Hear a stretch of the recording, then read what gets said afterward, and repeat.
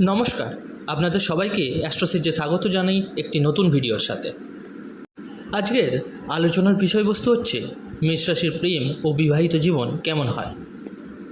প্রথমেই বলবো, মেষ রাশি প্রচণ্ড পরিশ্রমী একজন মানুষ হয়, একটু স্বাধীন চেতা স্বভাবের হয়, কখনো কখনো হয়তো একটু মাথা গরম হয়ে যায় এদের, এবং এরা প্রচণ্ড স্পষ্টবাদী, আশাবাদীও হয়। মেষ রাশি একটা সরল প্রকৃতির রাশি এবং এরা সর্বদাই নিজের কাছের লোককে, অসহায় মানুষকে হেল্প করতে সাহায্য করে। এরা যখন ভালো মুডে থাকে তখন অতি অমায়িক রাশি হয়ে থাকে, কিন্তু যখন এরা রেগে যায় তখন আবার লোকেরা এদের এগেনস্টে চলে যায়। এরা অনেক ব্রড মাইন্ডেড হয়ে থাকে, জীবনে অনেক উচ্চাভিলাষ থাকে, অনেক বড় হব, অনেক সাকসেস পাবো, এরকম টাইপের এরকম মানসিকতা এরা হয়ে থাকে।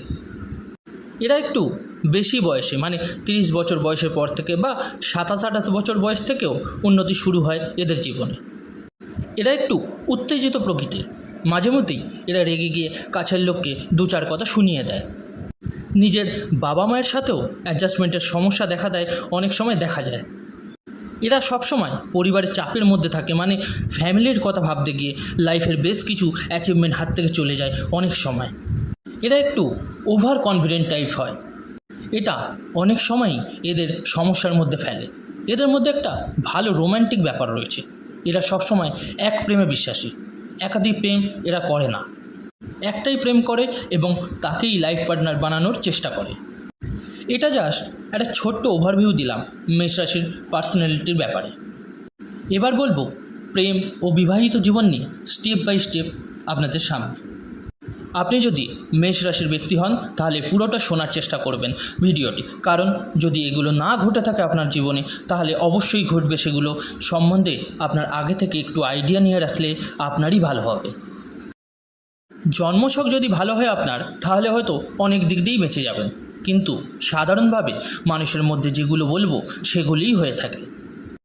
প্রেমকে নিয়ে প্রথমে যদি বলি তো মেষ রাশি এক প্রেমে বিশ্বাসী। খুব একটা যদি মেষ রাশি পীড়িত না হয় তাহলে একাধিক প্রেম করবে না, একজনের সাথেই প্রেম করবে এবং তাকেই বিয়ে করবে। এদের কম বয়সে রোম্যান্টিক ভাবটা বেশি থাকে, আবার সামনের লোককে সম্মান দেওয়ার প্রবণতাও রয়েছে। মেষ রাশির পার্টনারদের মাথা গরমের প্রবণতা দেখতে পাওয়া যায়, তবে এদের পার্টনারদের মধ্যে কিছু কোয়ালিটি অবশ্যই থাকে, যে কারোর সাথে প্রেম কিন্তু এরা করে না। পার্টনারের কোয়ালিফিকেশান যেন ঠিক হয় বা ভালো পড়াশোনা করে, তাহলে মেষ রাশির সাথে প্রেমটা ভালো জমে, না হলে প্রেমটা কেটে যায় মাঝখানে। মেষ রাশির পার্টনারদের মধ্যে একটু অহংকার বোধ দেখতে পাওয়া যায়। পার্টনারদের নিজের বাবার সাথে ভালো সম্পর্ক দেখতে পাওয়া যায়। এদের পার্টনাররা জীবনে যথেষ্ট উন্নতি করার চেষ্টা করে এবং মেষ রাশি এমন মেয়ে বা ছেলের সাথে প্রেম করে যে মেষ রাশির মানুষটিকেও সঠিক সাজেশন দিয়ে বা গাইড করে জীবনটা পাল্টে দেয়। এদের লাভাররা অবশ্যই পরিশ্রমী হয়, আশাবাদী হয় এবং জীবনে কিছু করে দেখাবার লক্ষ্য তাদের মধ্যেও লক্ষ্য করা যায়। যদি কোনোভাবে 5th হাউস এদের পীড়িত হয়ে যায় তাহলে মেষ রাশির পার্টনারদের মধ্যে আত্মবিশ্বাসের অভাব দেখতে পাওয়া যায়, তাদের মধ্যে কোয়ালিফিকেশান কম দেখতে পাওয়া যায় এবং তাদের মধ্যে সবাইকে নিয়ে চলার যে প্রবণতা ছিল সেটা কমে যায়। 5th হাউস যদি মেষ রাশির খারাপ হয় তাহলে কিন্তু ব্রেকআপও হতে পারে। যদি ঝামেলা অশান্তি পেরিয়ে মেষ রাশি ভালোবাসার লোকটিকে বিয়ে পর্যন্ত পৌঁছাতে পারে তাহলে একটা আনন্দময় বিবাহিত জীবন, রোম্যান্টিকে ভরপুর বিবাহিত জীবন এবং সমস্ত শখ আহ্লাদ মেষ রাশি কিন্তু তার বিবাহিত জীবনে পূর্ণ করে নেয়। প্রেমের টাইমে এরা যে নিজের জীবনে বিশাল কিছু ডেভেলপ করে নেয় তা নয়, বিয়ের পরে এরা ডেভেলপ করতে থাকে। বিয়ের পর এরা কিন্তু নিজের ওয়াইফ বা হাজব্যান্ডকে সম্মান দেয়। অবশ্যই কিছু ঝগড়া অশান্তি তো চলেই আসে মাঝে মধ্যে। মেষ রাশির স্পাউস বা ওয়াইফ বা হাজব্যান্ড কিন্তু খুব সামাজিক প্রকৃতির হয়, এডুকেটেড হয়, বাড়ি থেকে দূরে চাকরি হয় এদের পার্টনারদের অনেক সময়। মেষ রাশির 7th হাউস যদি পীড়িত হয় তাহলে এদের ওয়াইফদের সাথে ফ্যামিলির ঝামেলা অশান্তির সৃষ্টি হয়। এদের পার্টনাররা কিন্তু খুব সুন্দর কথা বলতে পারে এবং সুন্দরভাবে এক্সপ্লেন করতে পারে এবং মেষ রাশির পার্টনারদের মধ্যে বিশেষ কিছু ট্যালেন্ট দেখতে পাওয়া যায়। মেষ রাশির পার্টনাররা কিন্তু সবসময় সবাইকে নিয়ে চলতে পারে, সবার দোষ ত্রুটি ভুলকে ক্ষমা করে দেওয়ার একটা মেন্টালিটি থাকে। প্রচণ্ড বুদ্ধিমান হয়। মেষ রাশির পার্টনারদের সঙ্গে যদি আপনি ভালোভাবে মেশেন তো তারাও খুব ভালো ব্যবহার করবে আপনার সাথে, কিন্তু আপনি যদি ছল কপটতা করেন তো এরা সহজেই বুঝে যায় সেটা, আর বুঝে গেলেই সংসারে অশান্তি শুরু হয়।